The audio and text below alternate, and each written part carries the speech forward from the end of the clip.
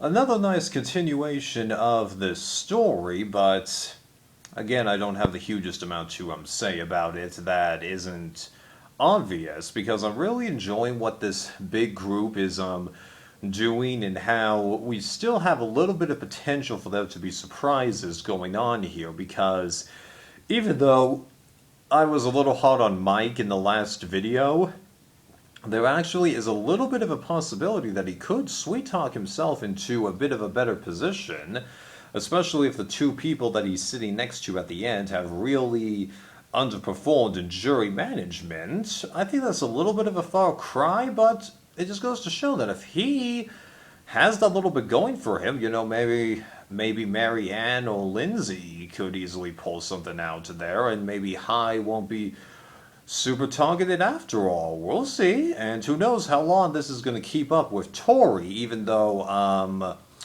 her edit hasn't been giving her the greatest amount of oh my god, she desperately needs it. There was a vibe to that last week. This week, not so much. But then again, maybe that was just because of the status quo, but I feel like they should have at least mentioned it, at least from Roxroy's bit, because did he even get a confessional this episode? I don't think so.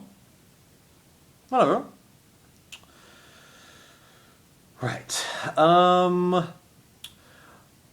So that a reward challenge that actually was kind of smart for Dre to sit out there, because if she had watched Game Changers, she would know that there was an advantage in that spot. At this time, she was able to find it, which was nice. Although I really don't get why they had her make it appear as if she wouldn't open it, but then of course she goes for it. And I do have to agree with Dalton Ross in that what she had to do did seem to be pretty easy. Granted, Tori did notice the stain on her, but I don't know. It didn't seem that crazy. Yeah. But it'll be really curious to see if she uses this advantage, because I really do not expect it to be wasted this time, pretty much as it was last time with that crazy splitting of the Yellow Tribe. That was just crazy. And then Omar coming just short of being able to finish the challenge. I'm a little bummed by that, but given how positive everyone's after the fact, especially since it was Jonathan that helped pull the other team to victory, and of course we don't know what it's like to swim in an actual ocean, most of us, because they are close to land, but they are still swimming in the actual ocean. That's totally different. So, yeah. So there's that bit going for them. The dynamic with the Rise, it's not a bad idea to have this be a bit of a recurring element, but there's two issues with it. One, as Jeff mentions, he's probably going to have to change his dynamic from here on out, because the first time, okay, make it a little easy. It's the first time. But this time, that really wasn't much of a stipulation, you know? Especially since I don't think that, they really are starving out there, and if they are starving, it's because they want to give them a little less supplies because of the shorter season. And like, have you noticed how many days we are into this season? We're 16 days in out of 28, and 28, 26. And since 26 is when they have the a final free voting, this means that we have to lose 7 people in 9 days. So unfortunately, like with Millennials versus Gen X, we're just going to be seemingly getting bam, bam, bam in terms of people being voted out, unless they have the same amount of episodes as last season, which was 13 episodes. We're only on the 7th, technically 8th hour block that this show has. So we do have 4 more episodes before the 13th one. And then if you do the math, that would leave us with 6, which would be appropriate. Albeit I really hate when the last episode has 6 people in it.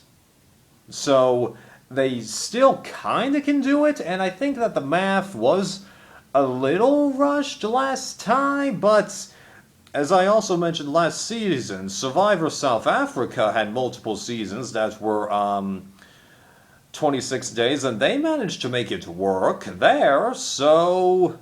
Huh?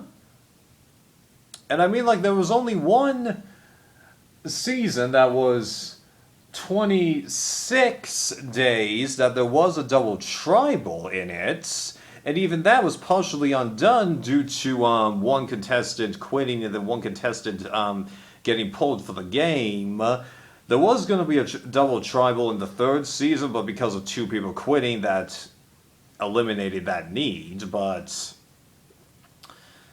Right. So going off on that tangent...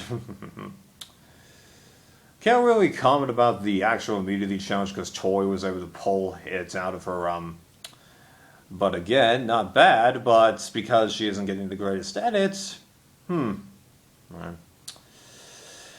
And then, we had the interesting bit that I seemingly missed, like with, last week, because it seemed like, once again, the big, huge majority group had a target in mind, and then one person within it is able to sway the vote to go another way, which, again, shows you that Mike might have a little bit more to him than what we've been thinking, although it really wasn't that impressive, because Chanel was actually the original target, then Romeo gets paranoid out of nowhere. Hai tries to switch, but Mike is like, let's not switch here.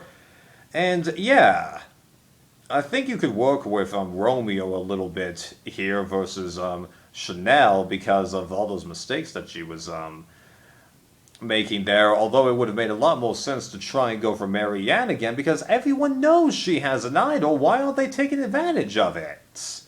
Not that I'm minding the former members of the Green Tribe cannibalizing themselves, because I did kind of predict that, especially after Lindsay left last episode, yeah. It's going to be really interesting to see how this big group holds, because somebody has to emerge as too big of a threat here. Hi, Dre, Jonathan, and then you could have... Omer or Mike really overstep themselves, although Omer, I don't think he's going to do that, or at least not until there's much less people than there are now. Okay, I think that about wraps it up. If I missed anything, send me a question. See ya.